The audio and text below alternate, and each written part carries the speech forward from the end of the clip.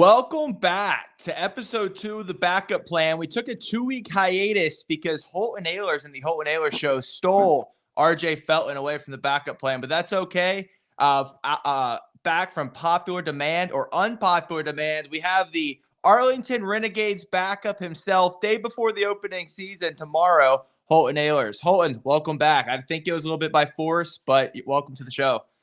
What's up, brother? Yeah, I forced myself in. That's exactly what it was. And we did not steal RJ Felton. I reached out to him. I got him. So, fake news. Caiden Norman Show's fake news. That's crazy, man. I tell nothing but the truest of all news here, and disrespecting my own shows. Not a good start, but how are we feeling about tomorrow?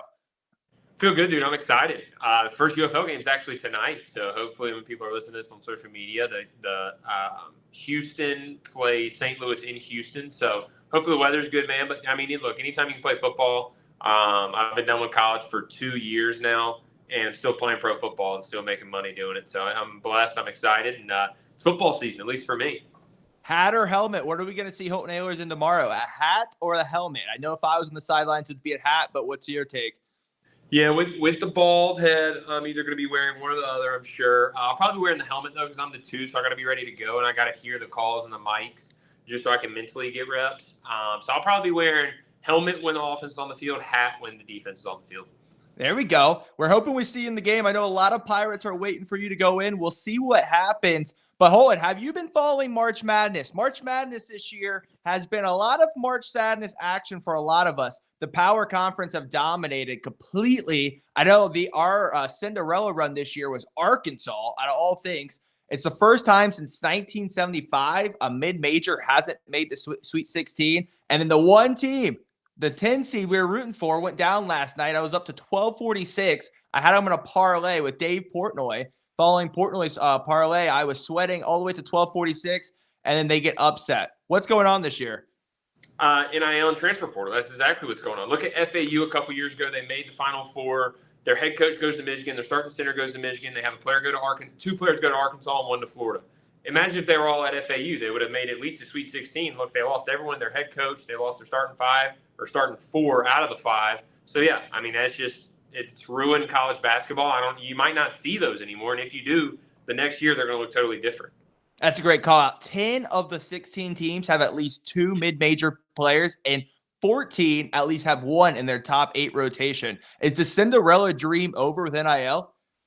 Yeah, I think so. I mean, you'll see it. I feel like you'll still see the Cinderella, but the next year it's not going to be the same guys. You'll see them in bigger schools and coaches as well. So, I mean, yeah, it's what we used to know Cinderella runs. Yeah, I think those are done with. So big money, the Big Ten, the SEC, the Big 12 has pretty much kicked the smaller conference out of the tournament. That's what I think. I think overall, yes, you're going to see less of it. Like I said, you may see one spark of a team, once a year, once every couple of years.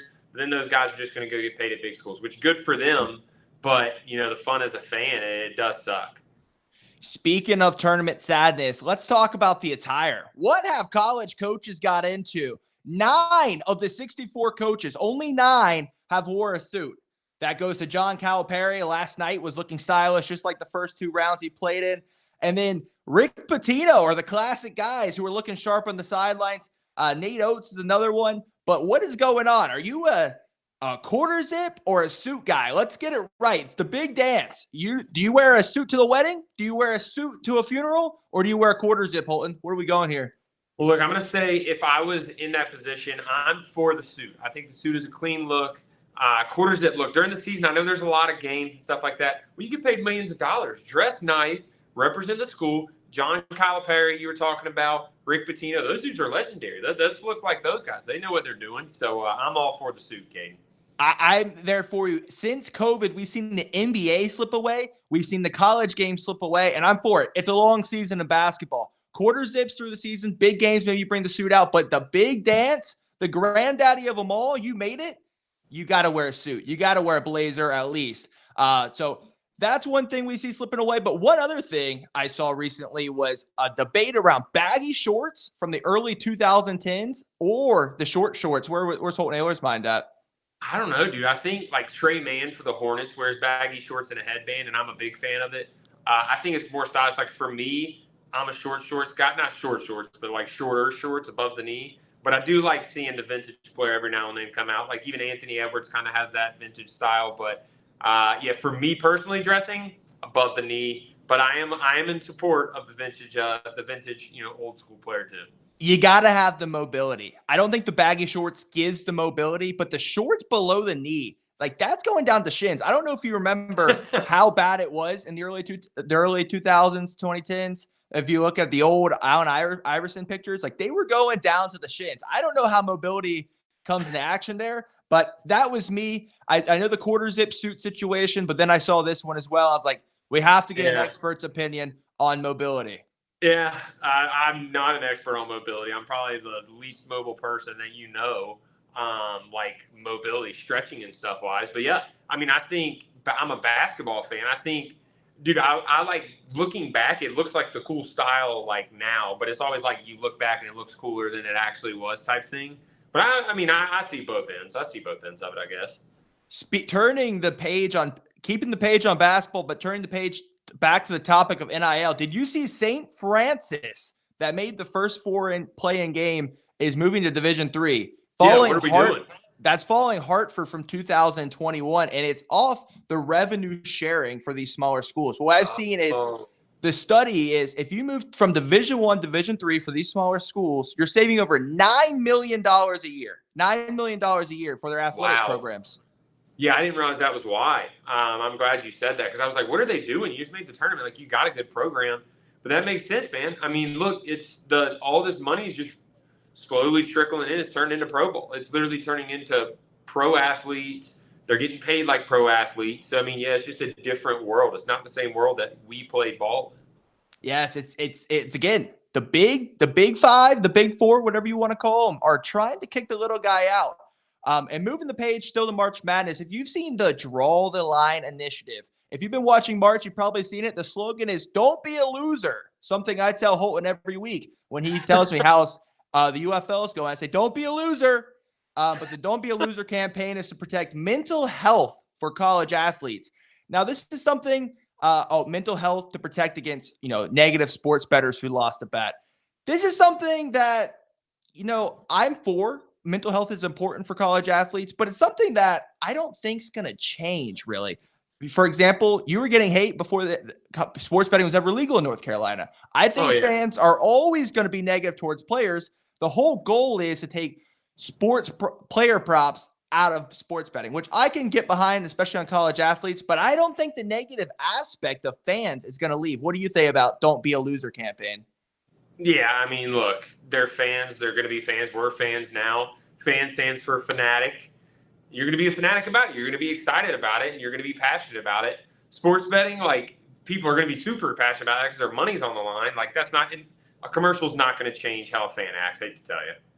So Holton Ahlers does not draw the line. He says you can be a loser, frankly. It's okay. Moving on to the exciting bets of the week. New one I saw in Polymarket last week. If you're not familiar with Polymarket's like the stock market for bets. You can go on there, for example, and let's say a bet's at 50 cents a share. You buy at 50 cents, it goes up 50 cents per your dollar. You obviously make 50 cents. It goes down, you lose 50 cents. But it's like the stock market. And on Polymarket this week, we see a new bet. Will Jesus return, our Lord and Savior, return in 2025 or not return? The line right now is at 97 cents he will not return, and then 3 cents that he will. So, for example, if Jesus does return, you would make 97 cents to a dollar, basically 97 cents for every dollar you bet. And if he doesn't, you'll make 2 cents or 3 cents, my bad. So, for example, this is a wild line that I've seen coming out, and it's really, one, it doesn't make sense. If it happens, I don't think you're winning your money. And then 2, if it doesn't happen, I think there's higher areas like high yield interest accounts to put your money in to make a better return on the dollar. Have you seen this new betting line? I have not. I don't know where you're getting all these stats from or like what. Polymarket. You're on a different Twitter than I'm on, I guess. But yeah, I mean, that's wild. I've never heard of that. I think the people who are betting on Jesus returning probably have bigger problems than than just gambling. Where would you advise these gamblers to put their money in if they were another bet, particularly? High yield savings. We'll go with that. AMD or XRP. Big on those two, Caiden. Big on those. Alrighty. If they go down, Holton Ahlers told you to waste your money on those. So hopefully they go up. Anyways, moving on to March Madness. Bet of the week from Caiden Norman. The March Madness bet of the week is, so everyone's losing a lot this past week in March. Everyone's been on X or Twitter, whatever you call it, and like, I lost another one. Big brains, Caiden Norman here has deceived a plan. How can you be a winner at March? And it's alternative lines on ESPN Bet app. So, for example, I've moved the line on anyone +6 all the way to the left, where the odds would take you to -375 max. And I've been winning pretty big off those. So this weekend's bet of the week starts today. And the bet is Kentucky alternate line +10.5. Michigan alternate line +15.5, and the Florida Gators on Saturday money line. That parlay will get you a +137 odds and a lot better chance of you making more money. So the bet of the week is brought to you by your favorite, the Caiden Norman Show host, Caiden Norman himself. Moving on with Holton Ahlers. College football is back in Greenville. The Pirates opened up spring football practice Wednesday. Holton, have you heard anything from the Pirates since spring this year? I have not. I know all the strength coach stuff. I heard about all that. We knew about it, really soon. Hopefully they figure something out there. But I'm excited for spring. I know Caiden's probably out for most of the spring, if not all the spring. So Jake Garcia and Jeter are going to get most of those reps. So excited to see those guys. But yeah, being here, I'm kind of locked in on this and just kind of hearing it later than I usually do. But hopefully it's going good, man. Spring ball's a great time for college football. I certainly miss it. I know we had some good times, so hopefully it's going good. You're 100% right. Caiden Hauser is not in. Jake Garcia, I saw, is doing most of the reps.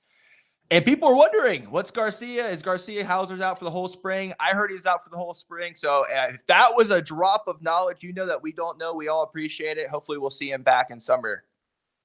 I hope so. Did you hear what Blake Harrell's doing this spring, though?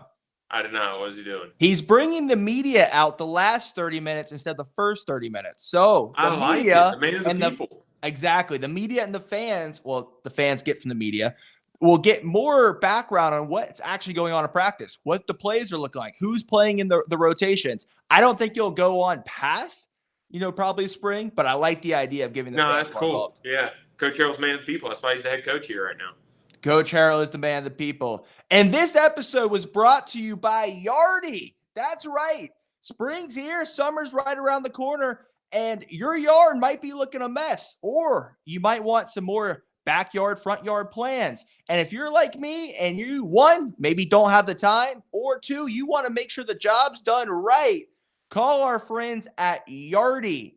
They don't only fix your lawn, but they do masonry work. I don't even know if that's a right word. But they will do a whole back deck, back porch, whatever you'd like. They also do weekly lawn mowing. They mow, they blow, and they edge. That is our good friends at Yardy. They are the Holton Ahlers Show Yard Keepers of the Year. Of life. I can't say good enough things about those guys. They completely renovated my yard. I'll post pictures on my Instagram and on our Twitter, Caiden. I mean, they literally made my yard look from 0 to 100 in like 2 weeks. So go check out Yardy Design. They're awesome. I didn't realize Holton was still part of the ad. That's okay, Holton. I appreciate that. And this is episode 2 of the Caiden Norman Backup Plan, or the Backup Plan, brought to you by Caiden Norman. Next week, we're hoping to bring a different guest on, but we'll see if we get strong-armed by Holton Ahlers. He is the owner of the show, so we have to do what he says. But the goal is maybe we'll bring this is your show. Don't even fake news. This is your show. This is your show. I think everyone sees I'm getting talked over right now by Big Pirate Media himself. So please comment who you'd like. Maybe it's another backup that you would like on here. That would be great. And stay tuned for more segments that we might bring in. And again, I've heard it once. I've heard it twice. Caiden, what's up? No, nothing behind you. I got my Yardy sign. I got my fantasy football trophy. If you want something else, let us know. Let us know. You can send it also to the Holton Ahlers Show, and we'll put it in the backup plan. Tune in next week, and see you next time.